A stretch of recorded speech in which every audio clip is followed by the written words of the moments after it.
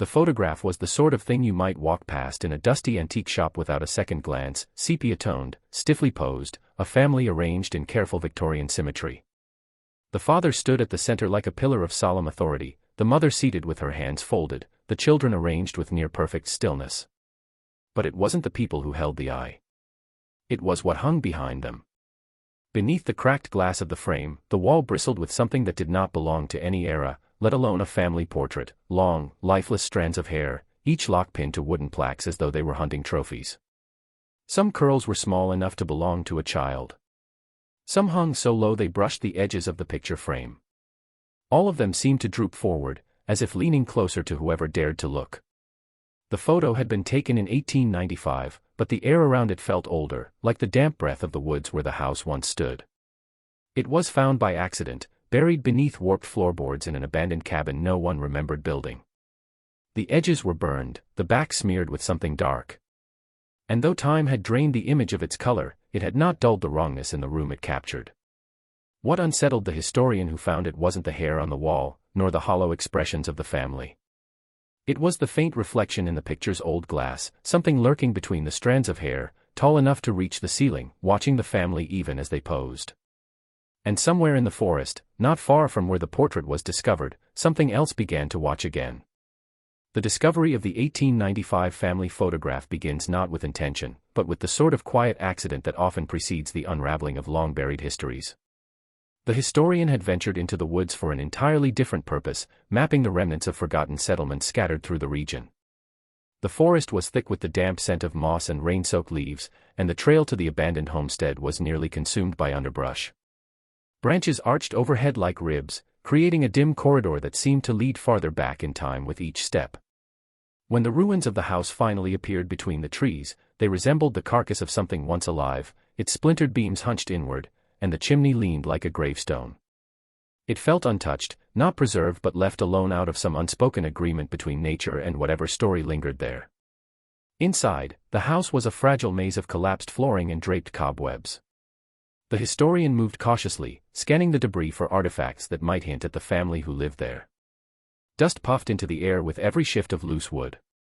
The remains of a hearth, a rusted iron bedframe, and a crumbling cabinet hinted at a life once lived, but it was the faint glint beneath a warped floorboard that captured the historian's attention. Kneeling, they pried it open and found a wooden box tucked carefully within the hollow. The lid resisted at first, as though it had not been touched in generations, but when it finally cracked open, a cloud of cold, stale air escaped. Inside lay the photograph, its edges browned, its surface protected by a thin sheet of glass that had miraculously survived the collapse of the house above it. The image was strangely vivid despite its age. The family posed stiffly, their expressions a mixture of pride and formality common to photographs of the era. Yet something about the room they stood in felt unsettlingly wrong. The historian's attention drifted to the background, a wall cloaked in elaborate wallpaper, adorned with peculiar mounted plaques. Each plaque held a lock of hair. Some were curled and delicate, others long and coarse, displayed as though they were trophies rather than keepsakes. The historian felt a cold ripple pass through them, an instinctive warning that the photograph captured more than a simple family portrait. Turning the frame over, they noticed faint scorch marks along the back, as if the photo had been rescued from a fire. The historian's curiosity deepened into a quiet unease. The placement of the photograph beneath the floorboards suggested a deliberate attempt to hide it, not for preservation but perhaps to keep it from being found. And as the forest settled back into silence around the ruined house, the historian sensed that whatever truth lay behind the image had not been buried as completely as someone once hoped. The disappearance of the family's records becomes the first true fracture in the historian's sense of reality. At first, it seems like a simple clerical error. Old documents get misplaced, ink fades, archives burn down, names are misspelled. But as the historian begins the search, something stranger starts to surface. There is no trace, none, of the family who posed in that bizarre 1895 photograph. Not a single census entry. No birth or death certificates. No obituary notices in any regional newspaper. Even the property deed for the remote homestead lists a different owner altogether, someone who never lived there and died decades before the photograph was supposedly taken. It is as though the family has been surgically cut out of history by an unseen hand. The deeper the historian digs, the more unnatural the erasure becomes. Microfilmed county records that should stretch back generations suddenly skip entire years. Ledger pages that ought to hold names now show blank spaces, the ink faded only where that particular family should be listed. Archivists insist the documents have always been that way, though some admit feeling uneasy, claiming they remember something being there before. One whispers that the archives occasionally play tricks, like old wounds reopening. This would sound like superstition if not for the fact that another archive in a neighboring county, far removed from the first, contains the same missing entries. Even privately held genealogical records, family Bibles, handwritten baptism logs, land inheritance letters, show the same strange void, as if people who once knew the family had scrubbed their own past clean or never existed at all. When the historian reaches out to a regional historical society for assistance, the response is unsettlingly dismissive.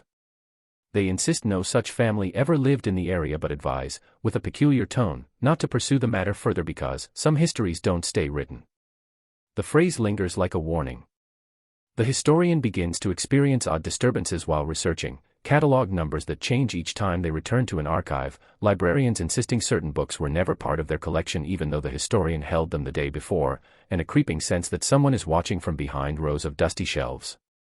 Most disturbing of all is the discovery that a local newspaper from the late 1800s, preserved on microfilm, contains a torn and water-stained page showing an illustration of the same house where the photograph was found. The article's text is missing except for 6 faint words beneath the image, barely legible but unmistakably chilling, "No record shall remain of them." The first time the historian hears it, the sound is so soft it could be mistaken for wind threading through dead branches, a harmless whisper that belongs to any forest. But the woods around the old homestead hold a different kind of quiet, a heavy, waiting stillness that makes even the slightest noise feel deliberate. As the historian returns to the site over the next several days, the whispering grows more distinct. It doesn't follow the natural rhythm of leaves brushing or wildlife moving. Instead, it comes in slow, measured pulses, rising and fading as though timed to breaths that aren't the historian's. Sometimes it drifts from behind the trees, sometimes from the direction of the ruined house, and occasionally from places where there should be nothing but open air. The historian begins to pause more often, listening, telling himself it is only the forest settling, only the wind shifting. The woods never respond directly, but the whispering grows more confident each time. During one visit, the historian notices the sound seems to mimic movement. When they take a step, something echoes faintly a heartbeat later, like an unseen presence taking a careful step of its own. It stops when they stop, continues when they continue. That night, lying awake back home, the historian cannot remember hearing any birds in the woods, no usual chatter of life. It is as if every living thing keeps its distance from the house. The next day, while taking notes on the collapsed remains of the cabin, the historian hears a low, breath-like murmur right behind them, close enough to stir the fine hair on their arms. When they turn around, there is no one. Not even the air is moving. The forest begins to take on an odd pattern. Paths the historian walked the day before now bend subtly in new directions. Fallen branches change position. A tree that leaned one way now leans the other, as if adjusting itself between visits. The whispering grows louder at dusk, threading through the trees in a rhythm that feels almost articulate, though no words can be distinguished. The historian starts recording audio, but the whispers never appear on playback. Instead, the recordings capture only a faint, low hum, steady and unnatural, like something exhaling far beneath the forest floor. One evening, as the historian stands at the edge of the woods and prepares to leave, the whispering swells into a distinct, collective rustle, as though dozens of voices are shifting in unison. For the first time, the historian feels certain the sound is not coming from the trees at all but from the spaces between them, as if something unseen is weaving itself through the forest, learning the shape of its newest visitor. The discovery of the second photograph happens almost by accident, yet it feels orchestrated, as though the house has been waiting for someone curious enough to open what should have stayed closed. While examining the warped floorboards near the crumbling hearth, the historian notices a slight draft seeping upward from a narrow seam in the wood. The boards are too evenly aligned to be natural decay.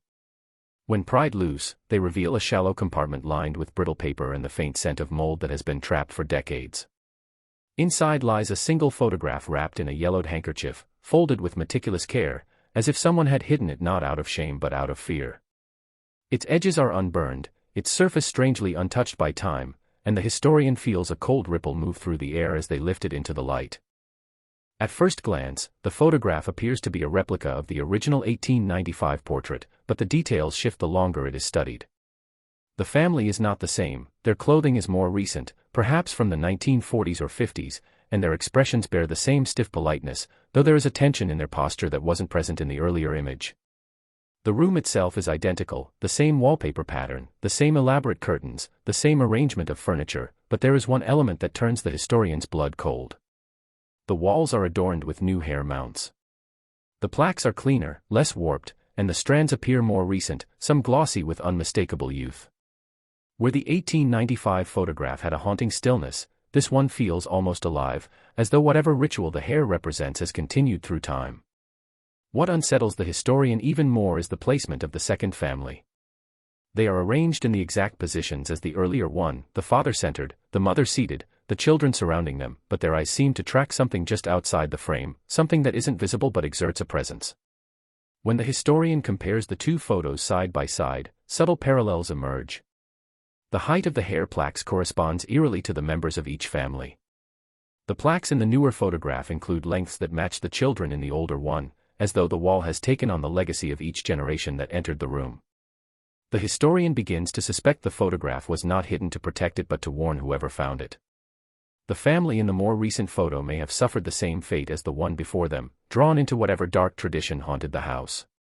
And if the wall continues to claim new lives, the forest's whispers may not be remnants of the past but the restless echoes of those who came after. The realization begins as a faint, uneasy suspicion, the kind that creeps in only when the mind is quiet enough to listen. The historian studies both photographs again and again, tracing the edges of the plaques, noting the subtle variations in the strands of hair. Some locks appear brittle from age, others unervingly vibrant, as though freshly cut.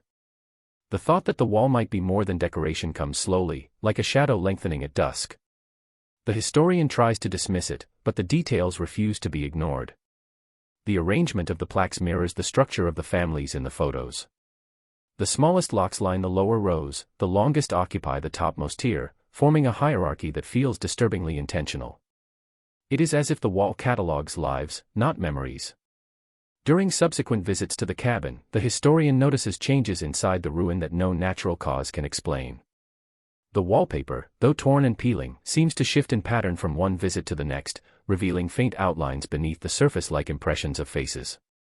The air grows heavier near the wall where the photographs were taken, as if saturated with an invisible presence. At times, when standing close, the historian feels a slight pressure, a hum barely perceptible, like something breathing behind the plaster. Dust on the floor gathers in strange shapes, forming spirals or trails that lead toward the wall and nowhere else. Even the house's silence seems charged, thick with intent. One afternoon, while examining the wall in fading daylight, the historian sees a flicker of movement at the edge of vision. A lock of hair on one of the plaques sways gently despite the still air. It hangs motionless again when looked at directly, but the sense of animation lingers. The historian steps back, but the room seems smaller than before, the shadows deeper. A whisper rises, low and stretched, seeming to emanate from the wall itself. It is not a voice, not exactly, but a vibration, a resonance that feels almost human. As fear settles in, the historian suddenly understands that the wall is not adorned with relics but inhabited by them. Each lock is more than a fragment, it is a remnant, a tether to those who once stood in the room and never left.